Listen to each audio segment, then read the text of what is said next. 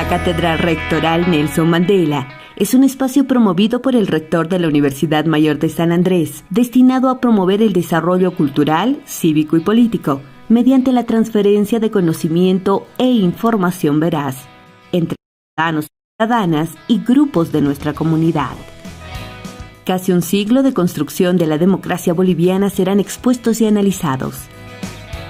El diálogo, la colaboración, la convivencia pacífica, el reconocimiento respetuoso del otro, el entendimiento y la reconciliación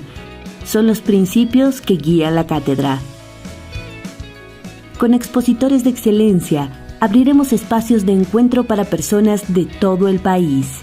Tendremos 20 módulos sobre democracia, consistentes en un texto, un cuestionario y una tarea. 20 conferencias nacionales e internacionales para profundizar en asuntos sobre democracia.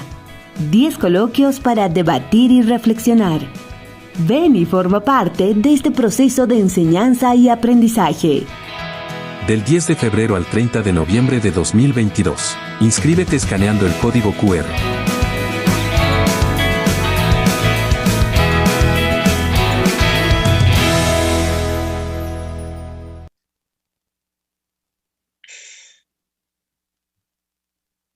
Buenas noches. Es un gusto, como todos los jueves, estar reunidos en la Cátedra Rectoral Nelson Mandela de la Universidad Mayor de San Andrés en La Paz, Bolivia. Hoy es un día especial porque transmitimos desde Santiago de Chile. Un gusto, Laura, bienvenida. Ya Tatiana te va a presentar. Muchas gracias. Pero vamos a trabajar esta noche y empezar un tema sobre cómo funciona la democracia. Vamos a hablar de las instituciones de la democracia. Este es un espacio auspiciado por el rector de la Universidad Mayor de San Andrés, don Óscar Heredia Vargas, que semana a semana nos permite reunirnos con nuestro público, nuestros alumnos inscritos y la ciudadanía en general, para hablar de democracia. Hemos empezado hablando de qué es la política, hemos seguido preguntándonos qué es la democracia, cuáles son sus valores, cuáles son los principios que la sostienen, y hoy vamos a empezar a preguntarnos cómo es que funciona la democracia. Un gusto a todos. Y voy a dejar a Tatiana, que desde Colombia, con el apoyo que nos da Reencontrarnos desde Bogotá, va a moderar este diálogo tan importante que semana a semana queda colgado en la red para completar un material imprescindible para las personas que quieran saber de este tema tan importante en nuestros días, la democracia. Tatiana, buenas noches. Adelante tú, por favor. Julio, muy buenas noches a todas y todos quienes nos están viendo el día de hoy en esta Cátedra Rectoral Nelson Mandela. Les damos la bienvenida. Les agradecemos por su participación y su interés en estos temas que son tan importantes en nuestra coyuntura latinoamericana. El día de hoy tenemos el placer de contar con la presencia de la doctora Laura Albornoz Polman desde Chile. Laura es doctora en Derecho Civil de la Universidad de Sevilla, España, máster en Dirección y Gestión de Recursos Humanos de la Escuela Internacional de Negocios de Madrid, y ha sido docente e investigadora de la Universidad de Chile y ha trabajado como consultora para varias organizaciones como ONU Mujeres y la Fundación Dialoga, y para entidades gubernamentales como el Ministerio de Trabajo de Colombia, la Presidencia de la República de Chile y el Servicio Nacional de la Mujer del mismo país. Laura, es un gusto tenerte con nosotras y nosotros en esta cátedra y desde ahora el micrófono es todo tuyo. Muchas gracias, muy buenas tardes a todos y todas quienes nos escuchan. Muchas gracias, saludo afectuosamente a Erika, Julio y a todas las personas que hoy día están en esta cátedra. Voy a tratar de apegarme rigurosamente a los 20 minutos que nos pide la organización, y quisiera partir con una reflexión que, más que pretender ser una clase acerca de lo que es la democracia, clase a la que que estoy acostumbrada desde mi rol de académica de la Facultad de Derecho de la Universidad de Chile, pero también desde quizá el rol de política que me tocó desempeñar desde muy temprana edad, mostrándoles y exhibiéndoles un trabajo que se realizó hace unos años atrás con un grupo de 37 dirigentes de América Latina acerca de la crisis democrática que vivía la región y que dio ciertas conclusiones. La voy a pasar muy rápidamente porque luego, a partir de eso, quisiera solamente plantear uno de los problemas fundamentales de la institucionalidad democrática que vive nuestra región hoy y que tiene que ver particularmente con la figura de los populismos, que son tan comunes y que están creciendo con tanta masividad o frecuencia. Si no me pudiera el anfitrión dar la posibilidad de compartir en la pantalla una presentación en PowerPoint. Esta fue un trabajo que se realizó, yo creo, sin temor a equivocarme, hasta el año 2015. Como les dije hace un momento atrás, los voy a expandir. Se llevó adelante un proceso muy interesante que se denominó Alerta Democrática y se trató de visualizar o visibilizar cuáles son los futuros para América Latina, para la democracia en América Latina desde el 2015 al 2030. O sea, miraba en un espectro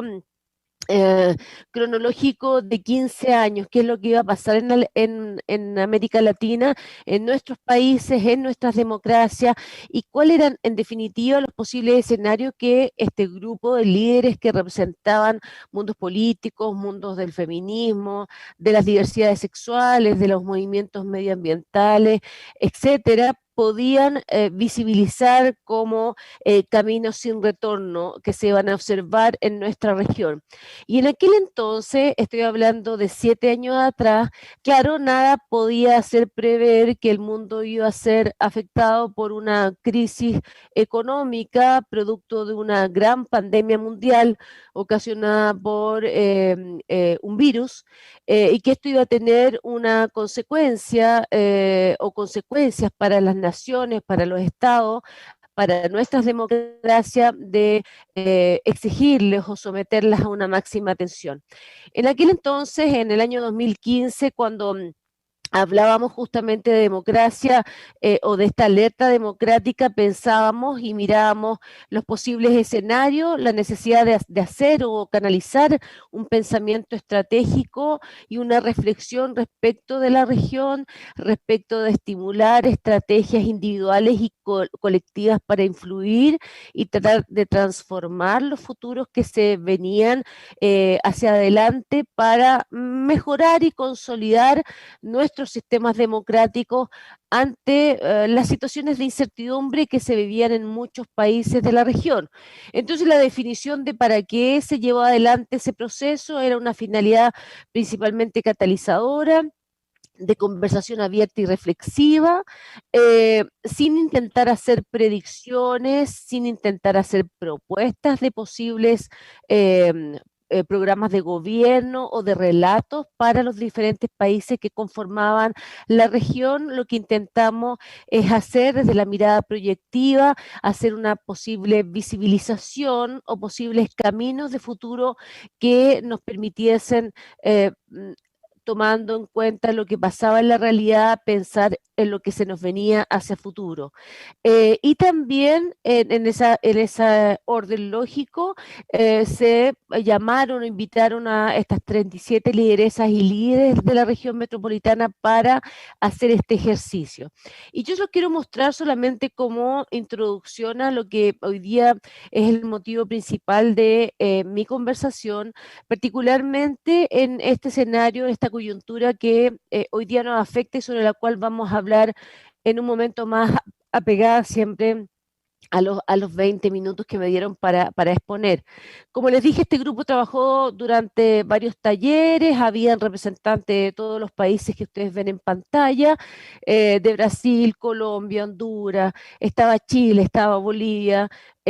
por cierto, estaba Uruguay y Argentina, y había, en definitiva, como elementos en común, una amplia gama de conocimiento, experiencias y perspectivas. Algunos de nosotros habíamos sido ministros de Estado, otros directores de empresas, del sector privado, organizaciones religiosas, pero lo mismo de movimientos medioambientalistas, y había quizá como elemento que nos unificaba a todos y todas, era este compromiso compartido por la construcción de un futuro democrático en América Latina. Y en ese contexto, uno de los principales puntos de partida que nos motivó o motivó en definitiva el debate fue particularmente el constatar que este periodo de crecimiento económico que se había vivido o que estuvimos viviendo en América Latina, producto de la explotación de nuestros recursos o los recursos naturales o commodity, estaba más bien llegando a su fin. Ese era el diagnóstico que se hacía en 2015, que si bien la democracia predominaba en América Latina, se encontraba consolidando raíces en un proceso que estaba todavía lejos de ser irreversible. O sea, era posible que muchos de los países latinoamericanos tuvieran retrocesos democráticos importantes, que para poder consolidar la democracia se exigía de instrumentos y liderazgos que pudieran responder a estos retos sociales, políticos y por sobre todo medioambientales que nos tensionaban como región. De nuevo, lo vinculo con lo que dije anteriormente, esta es una región con una alta exportación e ingreso de los productos internos brutos asociados a la producción y explotación de los recursos naturales. Por lo tanto, la tensión con el factor medioambiental, si bien la crisis climática es global, es mundial, igualmente nos exigía un comportamiento acorde con los niveles de desarrollo de otros países que llevaban un avance consolidado en esta materia. Estoy pensando particularmente en los países de Europa. Y también que esta constatación de que las instituciones democráticas en Latinoamérica eran muy jóvenes y por lo tanto eran todavía maleables, era una sensación que teníamos en aquel entonces. Por eso, si bien es cierto, nosotros teníamos en clara esa realidad, pudimos sí observar que la región tenía logros importantes que nosotros no podíamos dejar de lado o olvidar. Primero, que en América Latina en promedio había ciertas democracias o democracias establecidas con elecciones regulares, luego de haber vivido periodos que todos ustedes conocen, en donde esto no fue así de claro, ¿cierto?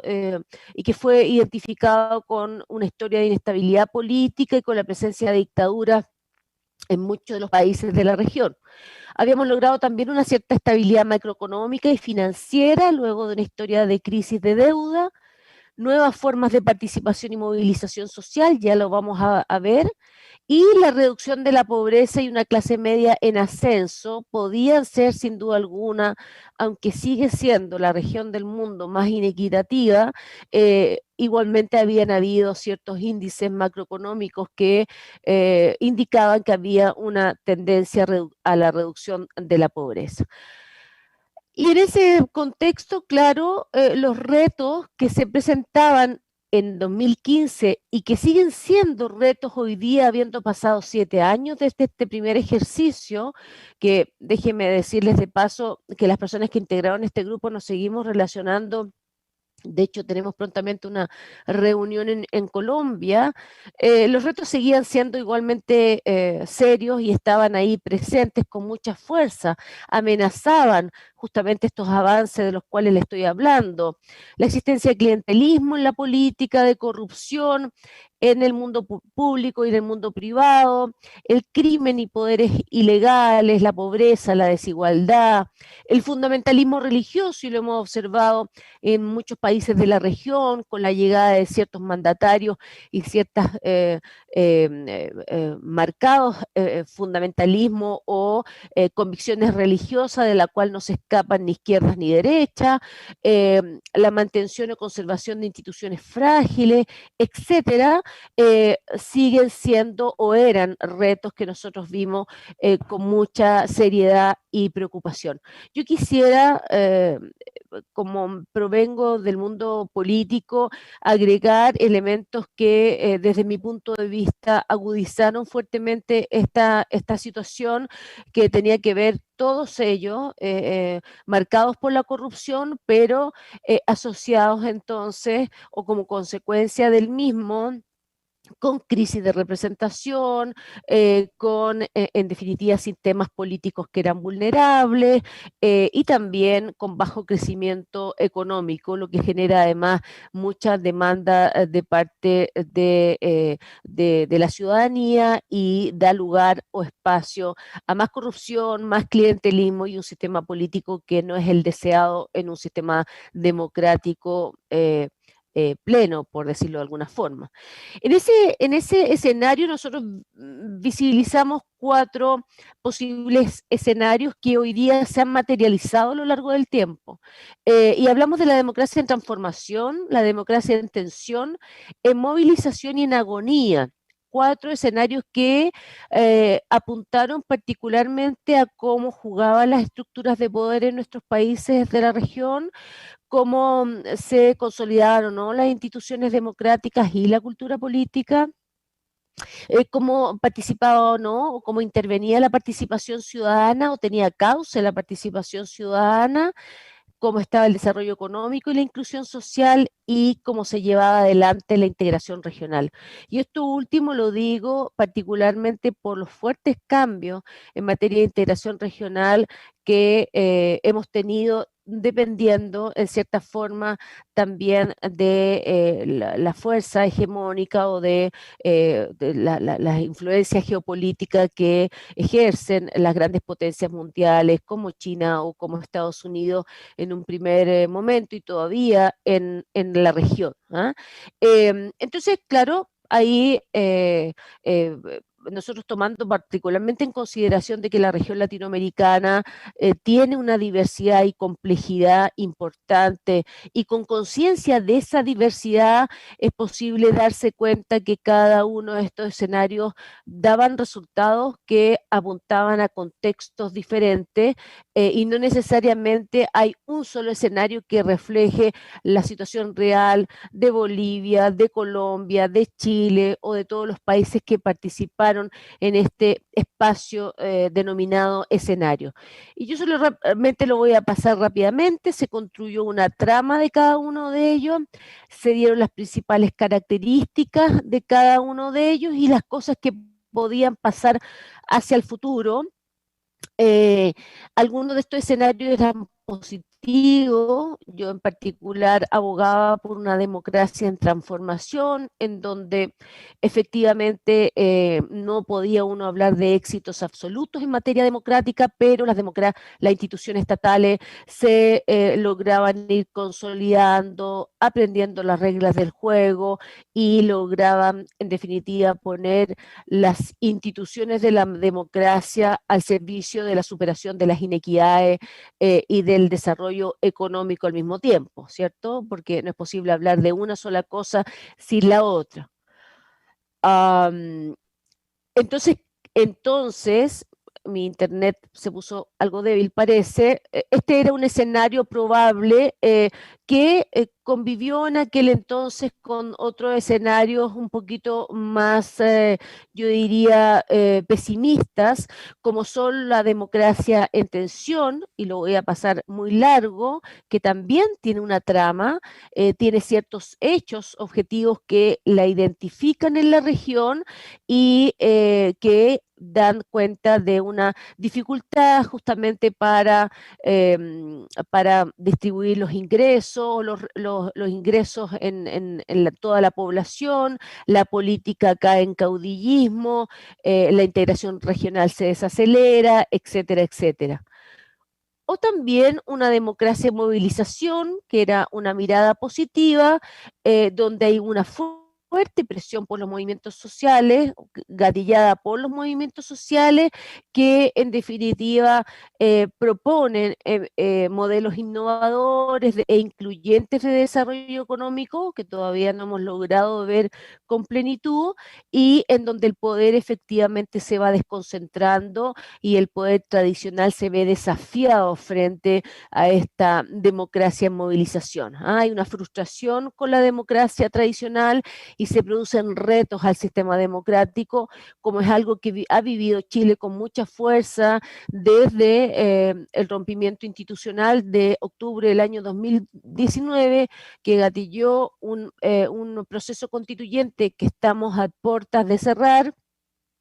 en pocos días más, y es del caso mencionar, en Chile se hace entrega de un texto constitucional que fue creado por una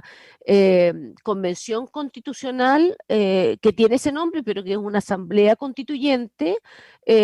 paritaria por primera vez en la historia, y creo que la única en el mundo, con representación de pueblos originarios, que va a entregar un texto al Estado para que en definitiva se convoque a plebiscito y se vote el cambio de una constitución. Como ustedes saben, esta iniciativa no ha sido inédita en Chile, sino que más bien, y estoy solo hablando de la región, ha tenido experiencias positivas en varios de nuestros países, entre ellos el país anfitrión en este seminario, en este espacio de diálogo, que efectivamente en muchos países ha generado esta tensión, o por decir así, esta frustración con la democracia tradicional, y ha generado un reto para ir cambiando los mecanismos, los tipos de relaciones democráticas que se establecen, etcétera, etcétera. Y por último, yo diría que era el escenario de la democracia en agonía, que no ha dejado de estar presente. Por eso decía hace un momento atrás que cada uno de estos escenarios no subsiste por sí mismo, porque ha en cada país tomado más elementos de uno que de otro, en donde, claro, la democracia se encuentra en cierta forma secuestrada, dominada por el crimen organizado, y genera sentimientos de temor y de derrota en los ciudadanos. Y este es un tema asociado con la seguridad, con el narcotráfico, con la violencia armada, que yo en particular como ciudadana chilena observaba de otros países, y nunca pensé percibir tan directamente en el mío, como por ejemplo en la actualidad se percibe con los mayores niveles no de percepción, pero sí mayores niveles de violencia en las calles, en la forma de organización, en la presencia de grupos organizados asociados con el narcotráfico, etcétera, etcétera. Entonces, este era claramente, como su nombre lo indica, un escenario probable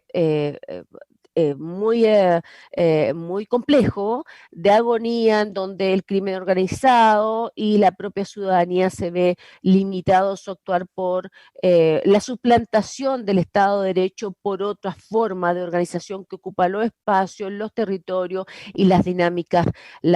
democráticas. Entonces, habiendo hecho esta primera aproximación respecto de lo que uno entiende o visualiza como estado del arte de la democracia en nuestra región, la verdad es que yo quisiera añadirle un pelo a la sopa respecto de aquellos elementos que efectivamente van en contra de aquellas instituciones que le dan a la democracia un sustento, aquellos principios que nos enseñaron desde el primer año, asociados con la libertad, con libertad para emitir opiniones, y libertad de los medios de comunicación para entregar información, la posibilidad de que todas las personas participen en igualdad de condiciones en el derecho a votar y ser votado, los mecanismos directos de democracia que faciliten la gestión al interior del gobierno o de los gobiernos locales, la descentralización, etcétera, etcétera. La paridad para incluir la perspectiva de género, que ha sido un elemento también, yo no quiero dejar de mencionarlo porque ha sido un elemento tensionante en las movilizaciones sociales, toda vez que los movimientos feministas y la temática de género, en mayor medida, y también las reivindicaciones de las antiguamente mal denominadas minorías sexuales o comunidades LGBTIQ+, han hecho por sus demandas, se suman tantas otras reivindicaciones que, a diferencia de las mujeres que son mayoría, también son o tensionan el ámbito democrático y lo transforman. Ya no sigue siendo esta democracia plana con sus principios que nos demanda un cierto comportamiento, nos exige unas ciertas conductas de respeto a la opinión del otro, de diálogo permanente, y de poder consensuar voluntades colectivas, que además nos demanda que este pacto, este contrato entre los ciudadanos, entre los sujetos, tenga otros ingredientes que antes no incorporaban a este cocido, a esta preparación, ¿cierto?, de la democracia. Empiezan a participar otros invitados que antes no eran considerados, entre ellos, por cierto, la demanda del movimiento feminista a la cual hacía referencia. Pero ¿qué ha pasado? Y yo creo que hoy día, sin duda alguna, en los minutos que me quedan, constituye una de las principales preocupaciones para la democracia, justamente, y la democracia es justamente el populismo y la afectación que el populismo puede llegar a generar al sistema democrático, a la justicia constitucional, particularmente ahora, en que además, como decía hace un momento atrás, estos temas están puestos en tensión en muchos de nuestros países, en donde se ha revisado ya la Carta Fundamental que estaba vigente o está en proceso de revisión. Y hablar de populismo es muy complejo porque además el populismo, si bien es cierto, se ve como una amenaza, resulta muy difícil de caracterizar. ¿Ah? Más que o centralmente porque más que como acerca de qué es el populismo, el cómo debe concebirse.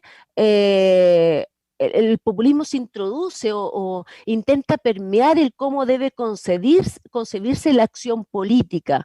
Y es por eso que los populismos como ideario que ha estado presente en nuestras democracias se nos ha permeado por izquierdas y por derecha y ha afectado fuertemente el funcionamiento y la vigencia del sistema democrático.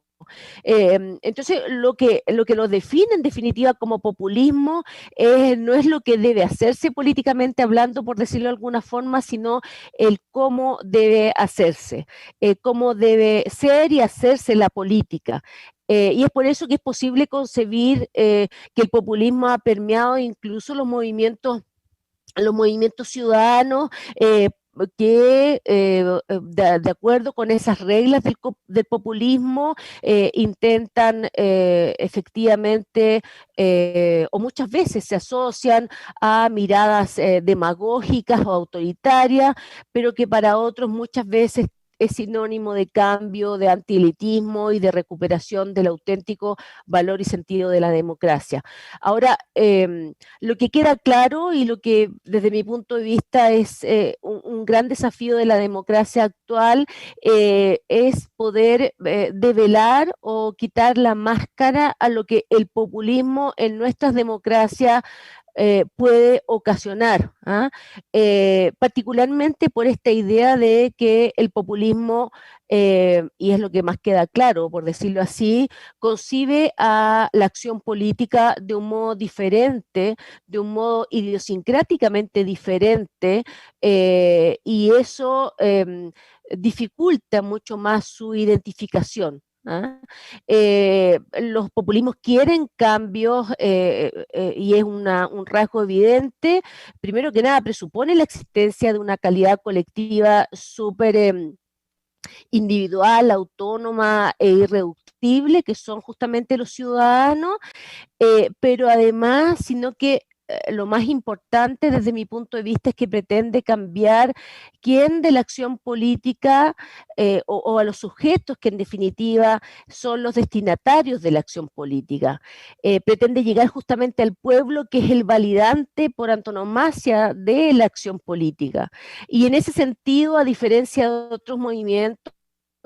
intelectuales que hemos conocido en el pasado y que se han conocido y de los cuales hemos participado, como el comunitarismo, el liberalismo u otras tendencias o corrientes filosóficas que han marcado la actividad política, el populismo tiene elementos peligrosos que tensionan fuertemente a la democracia y pueden hacernos caer en un camino sin retorno, que está principalmente asociado con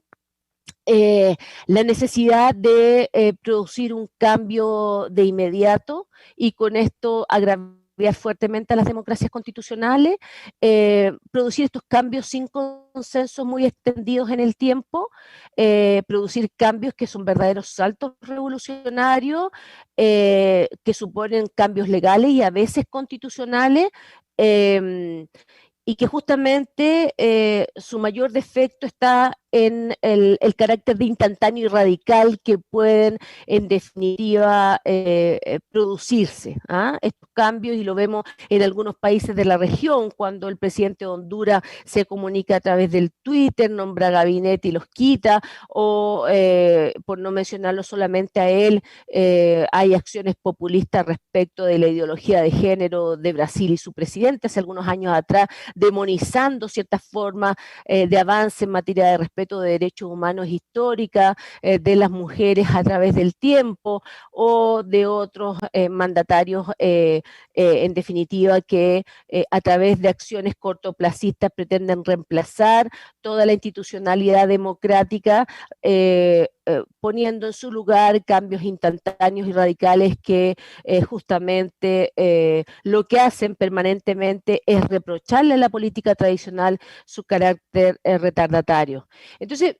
solo para no seguirme pasando mucho más del tiempo, ya voy como 7 minutos de los que me pasé, pero yo solo quisiera cerrar diciendo que la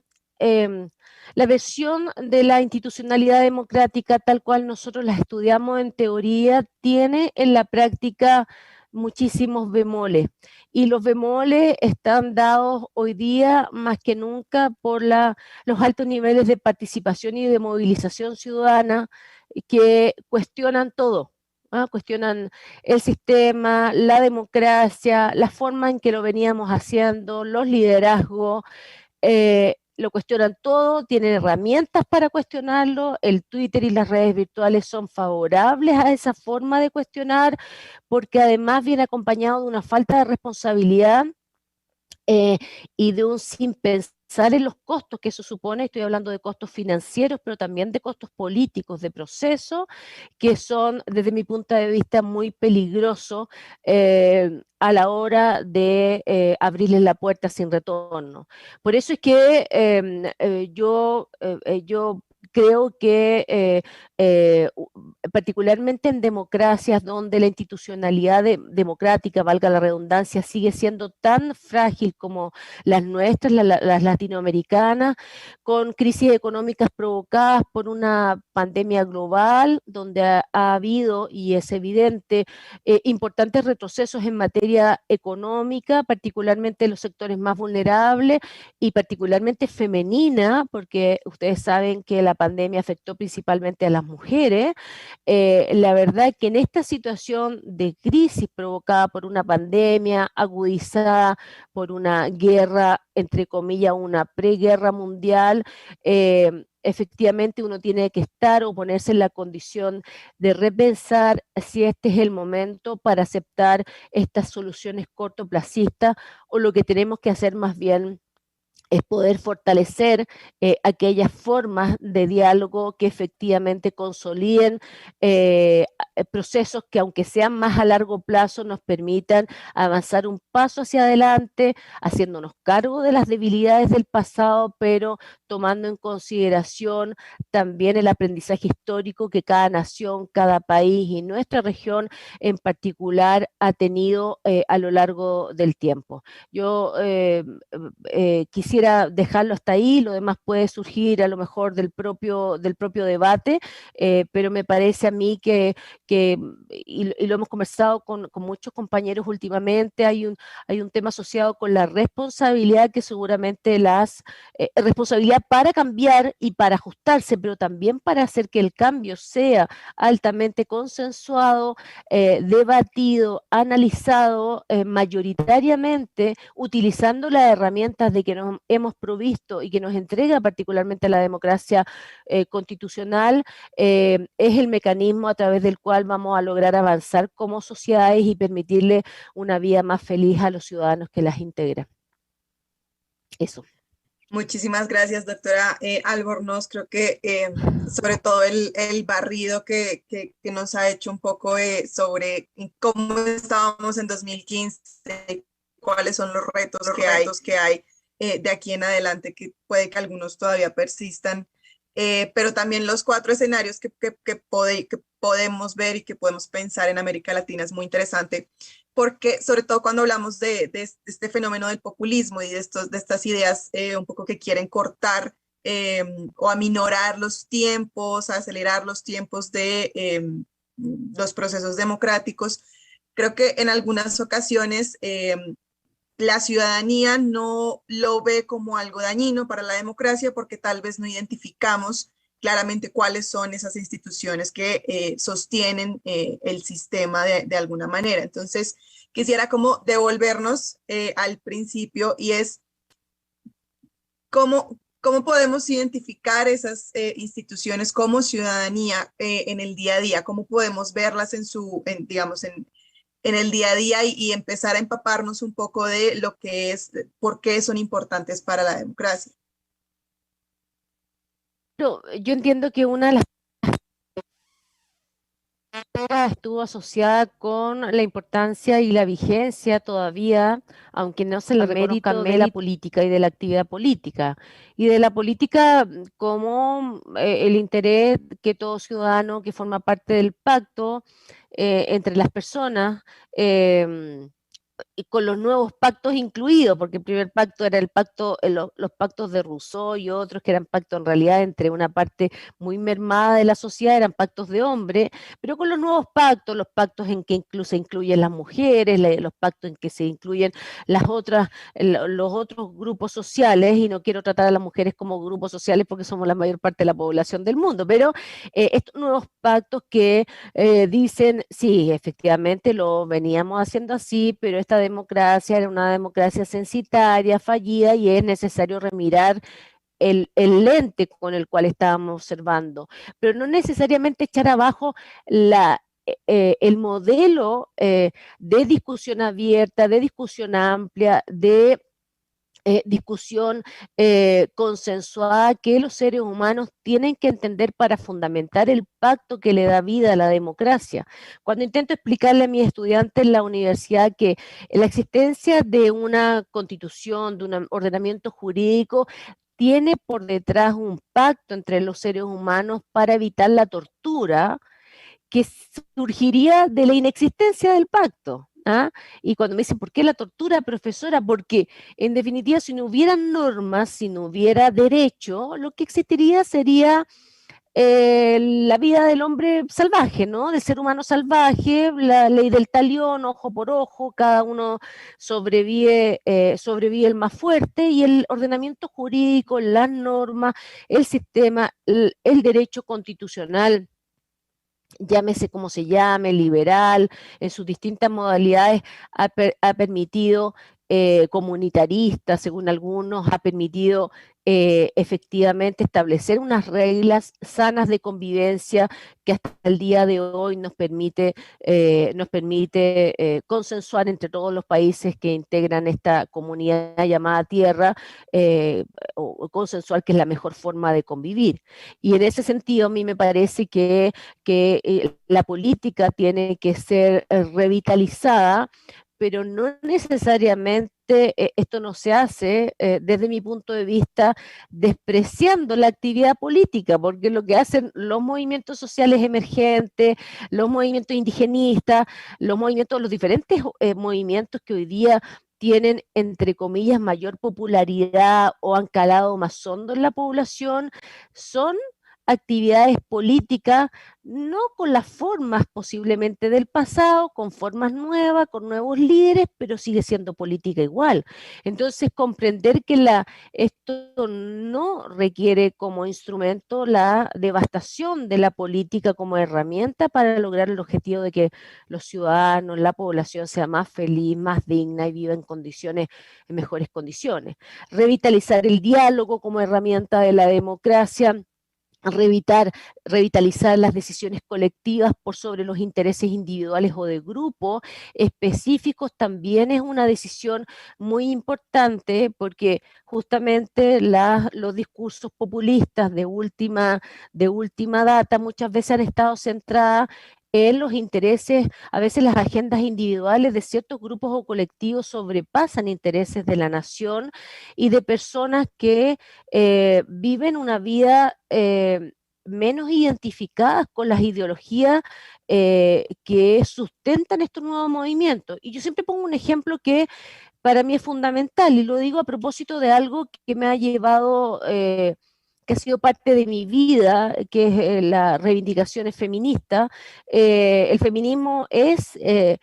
transformador, es una filosofía que le aporta mucho a la democracia y en definitiva, y a la sociedad en general, en la medida en que el feminismo logra efectivamente insertarse en la vida común y corriente de todas las mujeres diversas que existen sobre el planeta, no solo en la medida en que beneficia o les reporta conocimiento, retroalimentación a un grupo de la élite de mujeres académicas que hablan de está bien que exista esa élite de mujeres académicas que hablen de los neofeminismos, del ciberfeminismo y de otras corrientes, pero el feminismo tiene un propósito que es lograr la mejor condición de vida de las mujeres a la luz de la discriminación histórica que han vivido a lo largo de los años, la subordinación al patriarcado, la violencia machista, etcétera, etcétera, etcétera. Entonces, perdemos a veces el sentido, el propósito que persigue ciertos objetivos democráticos, porque se termina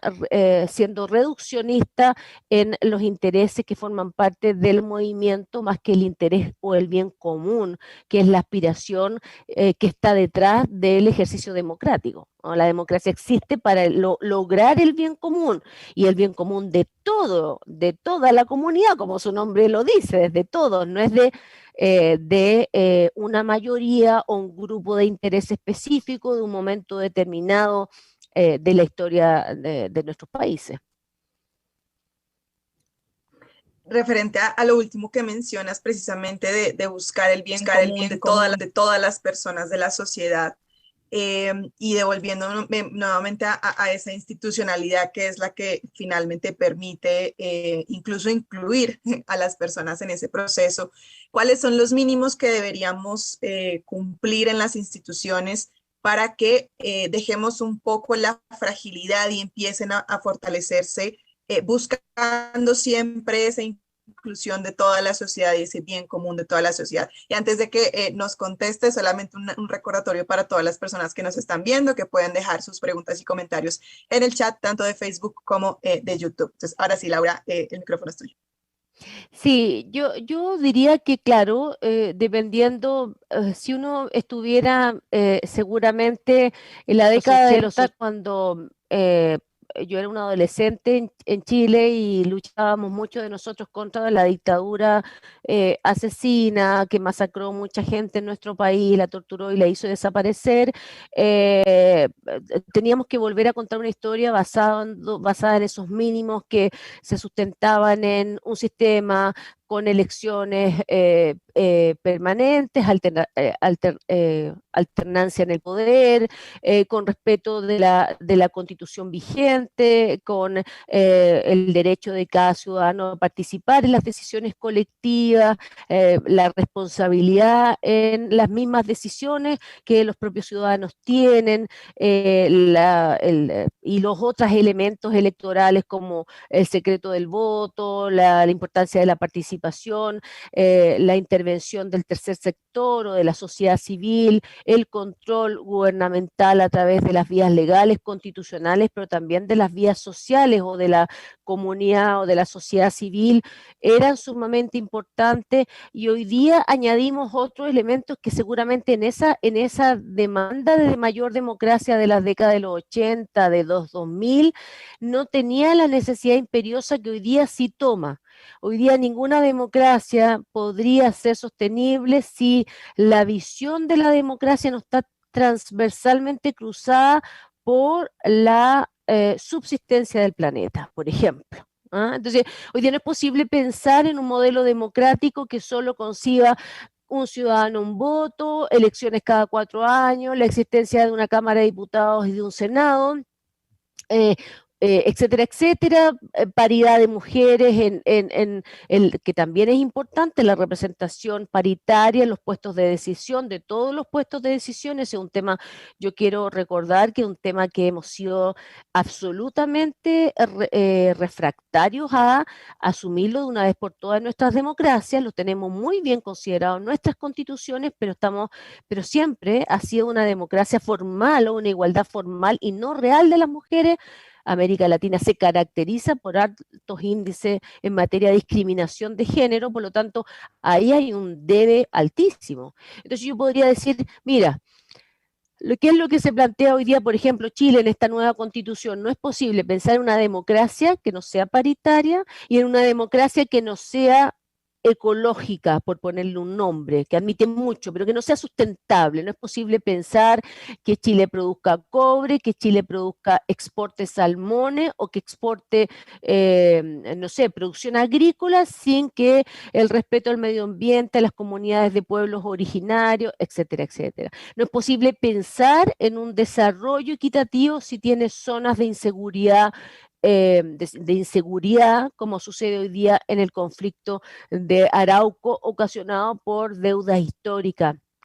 que estaban ahí presentes en nuestra historia colectiva. Entonces, claro, están los mismos elementos de la democracia, pero hoy día están siendo tensionadas por otros factores que los atraviesan desde mi punto de vista, y no sé si con eso respondo realmente tu pregunta, pero estoy muy influenciada por lo que está pasando en Chile, que atraviesan transversalmente la noción tradicional de democracia. Entonces no podemos seguir dando las mismas respuestas frente a escenarios que nos colocan en una situación de tensión. Hoy día no hay agua para producir cobre, no hay agua y hay que sacar agua, desalinizar el agua del mar. No hay agua para producir, no sé, siembra, hay una crisis alimentaria en todo el mundo y América Latina sigue siendo el huerto del mundo. ¿Ah? O es un huerto importante de Asia, superpoblada, de Europa. Entonces, ¿qué medidas vamos a adoptar los latinoamericanos para que esa producción de recursos esenciales, fundamentales y particulares de cada uno de nuestros países efectivamente sea compatible con los requerimientos de protección del planeta, de respeto de las aguas, de respeto de los océanos, etcétera, etcétera? Y ahí, y cómo además, y a propósito de lo que acabo de decir del tema de los océanos, cómo efectivamente construimos una alianza regional que permita comprender nuestras distintas realidades, necesidades económicas, y de una vez por todas efectivamente se avanza como región, tal como a lo mejor se pensó en otras décadas, con una mirada más altruista, más solidarias, pero volvemos, y no quiero ser romántica, pero volvemos a recordar aquello de que América Latina sangra, y yo creo que tenemos muchas similitudes, muchos circunstancia que nos asimilan y que requiere de respuestas colectivas, mucho más de lo que a veces se observa en las noticias, en los espacios de intercambio entre los gobernantes, incluso entre las dinámicas que se dan entre nuestros pueblos.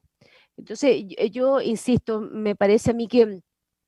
las democracias tienen ciertos elementos, sustentos mínimos para funcionar, pero que hoy día esos mínimos no existen si no están además acompañados de estas miradas transversales de igualdad de género, de estas miradas transversales de inclusión de las personas que hasta ahora han sido excluidas del sistema por sufrir algún tipo de capacidad diferente, de esta mirada de considerar al otro como un pleno igual y no como un sujeto al cual el Estado le da una respuesta paternalista. Muchísimas gracias, Laura. Y conecto ahí justamente con lo que terminaste, porque tenemos una pregunta que creo que se relaciona con esto que venimos hablando de respuestas colectivas y de participación ciudadana en este fortalecimiento de nuestras propias instituciones democráticas, y es la que nos hace Carlos Rodrigo Zapata en YouTube, y es que nos comenta que él considera que todo ordenamiento debe basarse en un pacto que deben hacer precisamente de la misma sociedad. Pero él lo que considera es que eso no ocurre en América Latina y que hay una gran discrepancia entre ordenamiento y pacto. ¿Qué se puede hacer entonces en ese sentido? Claro, tiene mucha razón, Carlos, lo que está diciendo, y eso ha provocado las grandes crisis en nuestras naciones. Está absolutamente en lo correcto. El ordenamiento relata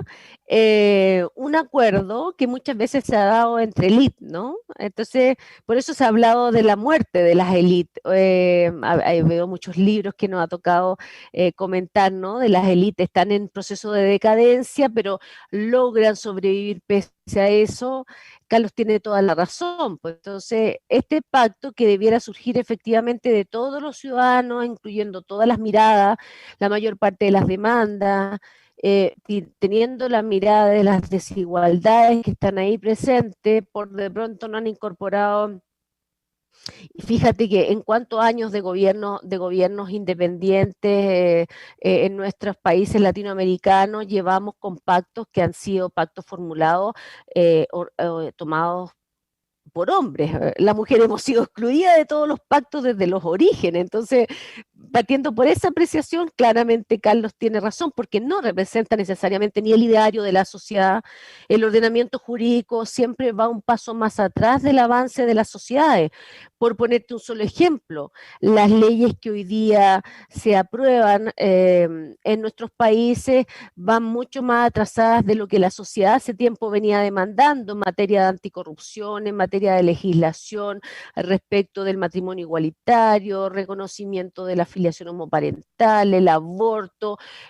o el debate en la Asamblea sobre la eutanasia, sobre la necesidad de proteger el medio ambiente, etcétera, etcétera. Entonces yo comparto con Carlos, es muy cierto lo que él señala y pone el punto sobre la I, es porque efectivamente el pacto no necesariamente surge de todo o la confluencia de todos los ciudadanos, sino que más bien de la élite que le proveyó a ese país o a esa nación un estándar democrático a su manera o a su gusto. ¿Ah? Es lo que se dice y es lo que motiva, por ejemplo, en Chile a que mucha gente diga, mi padre que tiene 80 años dice, yo no voy a leer el nuevo texto propuesto en materia de constitución,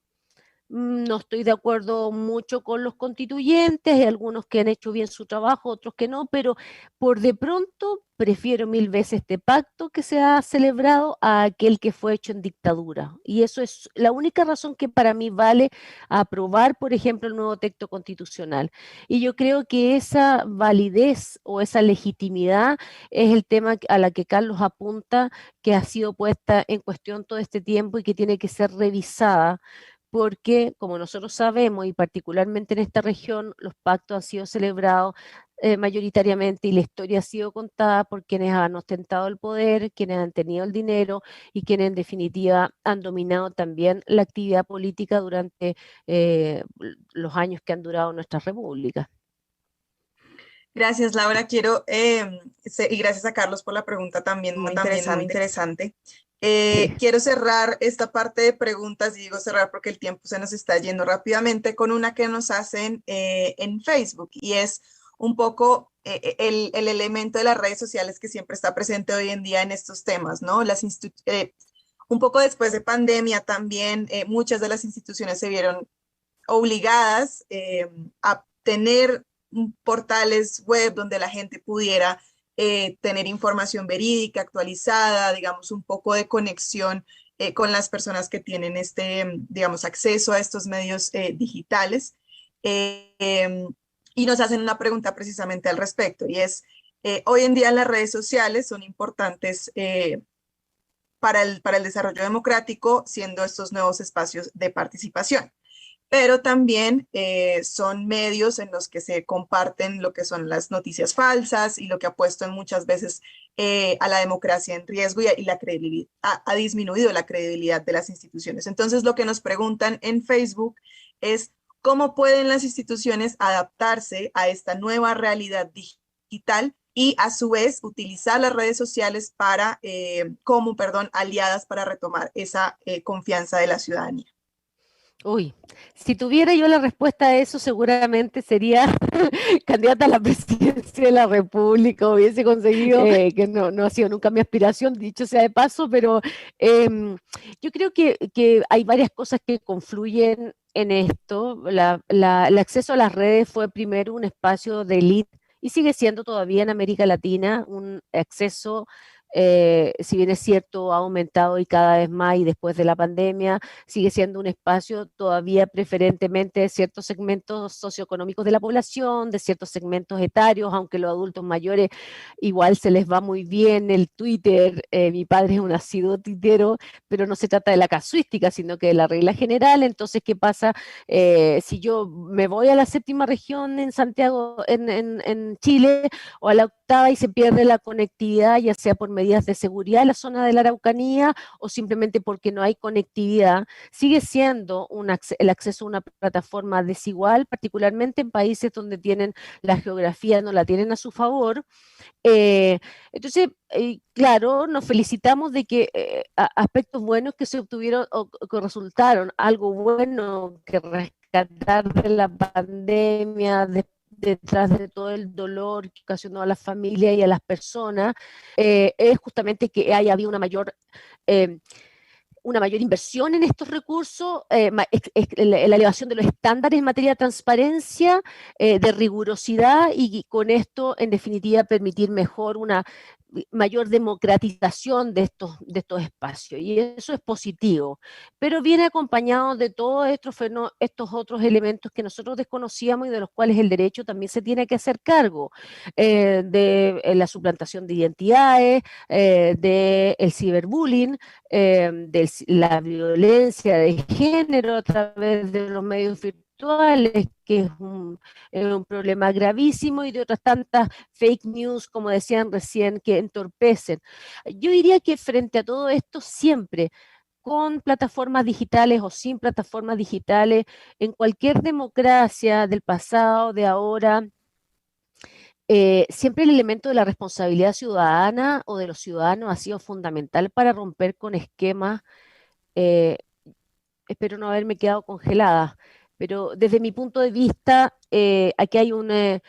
esta nueva forma de concebir la democracia también nos demanda a los ciudadanos comportamientos más rigurosos en el ejercicio democrático. O sea, requerimos como ciudadanos no ser partícipe de la transmisión de información falsa, necesitamos los medios de comunicación hacer aplicable códigos de éticas para el resguardo y la protección de las víctimas que se ven involucradas en hechos denunciados o en hechos injuriosos. Necesitamos mantener la confianza y ser también respetuosos en la utilización de esas plataformas. Yo tengo la impresión de que hay una vía que es un mayor desarrollo legal para enfrentar este nuevo escenario en materia de plataformas digitales, pero también hay un requerimiento, una mayor demanda de los ciudadanos de no convertirse en ganado, tal como lo veía George Orwell en el Gran Hermano, ¿cierto? En su libro de 1984, o como dice Chulhan, el filósofo coreano, que habla de esta ¿no? comunidades del like, del me gusta, de esta vida en donde la gente lo máximo que puede hacer es ponerle un like a algo sin comprometerse nada más con el desarrollo y con el avance de sus sociedades. Yo creo que es mucho más exigente, no solamente para la transparencia, para el Estado, para la política, sino al mismo tiempo le impone mayores exigencias a los y las ciudadanas para actuar de una manera mucho más conectada y comprometida con el desarrollo político de su nación. Yo más bien lo vería desde ese punto de vista, más que solo mirarlo unilateralmente. Yo creo que esto genera responsabilidades bilaterales que deben ser asumidas por los ciudadanos con ese nivel de compromiso. Para avanzar efectivamente en democracia mucho más sólida y más justa, a la parte que el sistema jurídico tiene que sancionar, pero de nuevo, el sistema jurídico no está ahí para perseguir a los ciudadanos. El sistema jurídico puede prevenir, coayudar, pero no podemos llenar las cárceles ya están suficientemente llenas en América Latina como para seguir intentando buscar o perseguir a más personas por su comportamiento individuo. Lo que tenemos que es educar a las personas en el comportamiento adecuado para el real funcionamiento de un sistema democrático. Muchísimas gracias por todas las respuestas, por las intervenciones y reflexiones también que hemos tenido el día de hoy. Con esto llegamos al final de nuestro espacio, igualmente que todos los jueves. Creo que en resumen, lo que podemos, con lo que podemos concluir el día de hoy es un poco ese fortalecimiento de nuestras instituciones democráticas y el sistema democrático como tal también requiere de una participación muy cercana y muy viva de la ciudadanía, que siempre estemos en estos espacios realmente promoviendo una participación significativa, que no nos vayamos precisamente por lo que decías ahí al final de la comunidad del like, que eso todo otro elemento interesante para discutir, pero que como ciudadanos y ciudadanas siempre podamos estar relacionados con estas instituciones de la democracia, que no solamente se basa en tener